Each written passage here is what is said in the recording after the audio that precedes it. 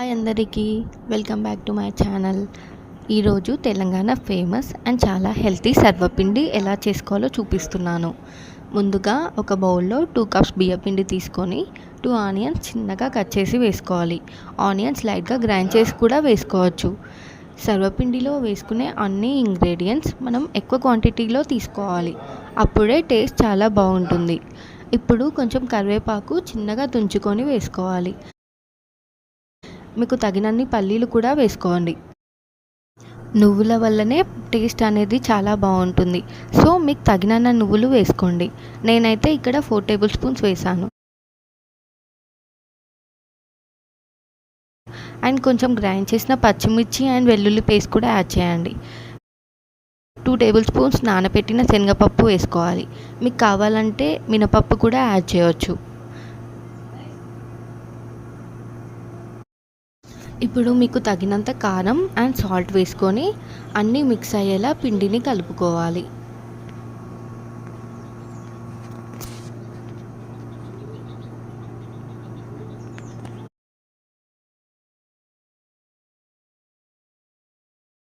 కొంచెం కొంచెం వాటర్ పోసి పిండిని మిక్స్ చేసుకోవాలి. పిండి మరీ లూజ్గా ఉండకూడదు, గట్టిగా ఉంటే కొంచెం వాటర్ యాడ్ చేసి కలుపుకోవాలి.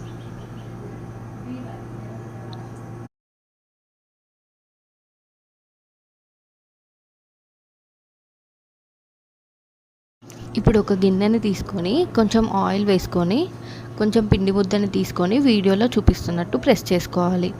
సర్వపిండి మరీ పల్చగా ప్రెస్ చేసినా గిన్నెకి అంటుకొని మాడిపోతుంది. వీడియోలో చూపిస్తున్నట్టు ప్రెస్ చేసుకొని 4-5 హోల్స్ పెట్టుకోవాలి.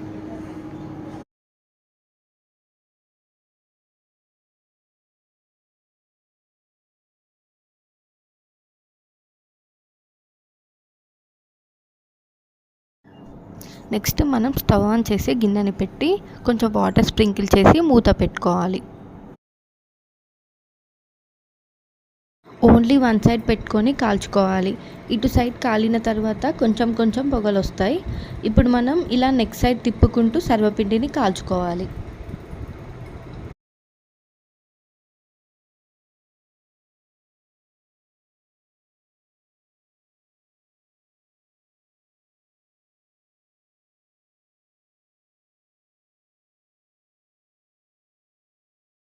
ఇలానే అన్ని సైడ్స్ కాల్చుకొని తర్వాత స్టవ్ ఆఫ్ చేసి ఒక 5-10 మినిట్స్ మూత పెట్టి పక్కకు పెట్టుకోవాలి.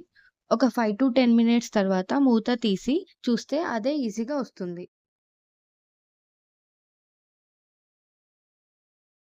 Thank you for watching.